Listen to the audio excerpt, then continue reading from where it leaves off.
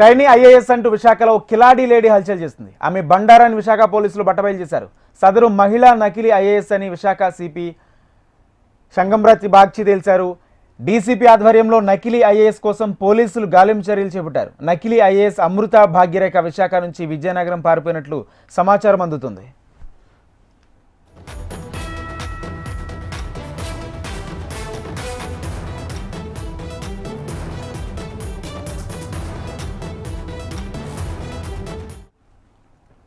Trainee IAS అంటూ విశాఖలో ఓ కిలాడీ lady హల్చల్ చేసింది.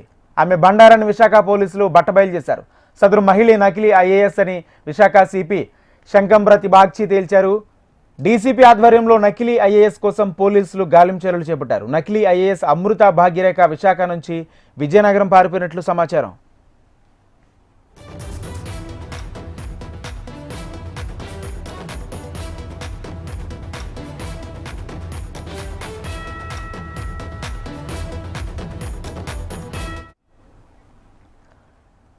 విశాఖలో ట్రైనీ ఐఏఎస్ అంటూ కిలాడీ లేడీ హల్చల్ చేసింది. ఆమె బండారాన్ని విశాఖ పోలీసులు బట్టబయలు చేశారు. సదరు మహిళా నకిలీ ఐఏఎస్ అని విశాఖ సిపి తేల్చారు. డీసీపీ ఆధ్వర్యంలో నకిలీ ఐఏఎస్ కోసం పోలీసులు గాలింపు చర్యలు చేపట్టారు. ఇదే అంశానికి సంబంధించి పూర్తి సమాచారం మా ప్రతినిధి అనురాధ అందిస్తారు. అనురాధ.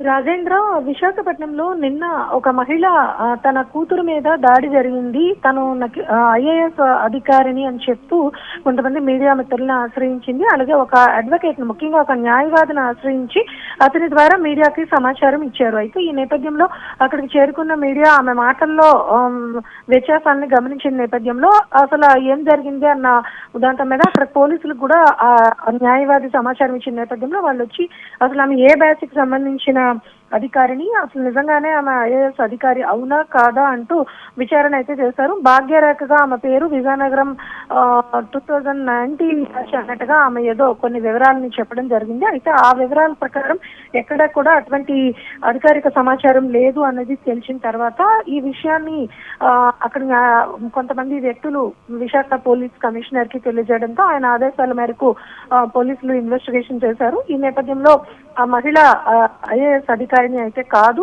ఏమైనా వ్యక్తిగత తగాదాలతో ఆమె అట్లాగా తనని ఐఏఎస్ అధికారినిగా పరిచయం చేసుకుంటూ కొంత పేరు కోసం ఇట్లాంటి ప్రయత్నాలు చేస్తూ ఉండవచ్చు అన్న విషయంలో పోలీసులు ఎంక్వైరీ అయితే జరిగింది. ప్రస్తుతం ఆమె అయితే అందుబాటులో లేదు, ఆమె ప్రస్తుతం పరారైనట్టుగా కూడా పోలీసులు చెప్తూ ఉన్నారు. వాళ్ళ గురించి ఏదైతే విజయనగరం ఆమె వాస్తవ్య ప్లేస్ అని చెప్పారో, అంటే నివాసం ఉంటున్న ప్లేస్ విజయనగరం, నేను పనిచేసిన స్థలం కూడా విజయనగరమే అని చెప్పిన నేపథ్యంలో అక్కడ కొంతమంది పోలీస్ టీం ఎంక్వైరీ చేస్తున్నారు. ప్రస్తుతానికైతే ఆమె ఇక్కడ విశాఖపట్నంలో కానీ అక్కడ విజయనగరంలో కానీ అందుబాటులో లేరు. నిజంగా ఆమె ఎందుకు ఇలా చెప్పింది, ఏదైనా పేరు కోసమే ఇలాంటి ప్రయత్నం చేసిందా లేకపోతే ఇంకేదైనా ఇతర కారణాలు ఉన్నాయా, అసలు నిజంగానే వాళ్ళ కుటుంబానికి ఏమైనా గొడవలు ఉన్నాయా, అలా పాప మీద దాడి చేసింది ఎవరు, ఇదంతా వాస్తవమేనా కాదా అన్న కోణంలో ప్రస్తుతం పోలీసుల ఇన్వెస్టిగేషన్ అయితే కొనసాగుతుంది.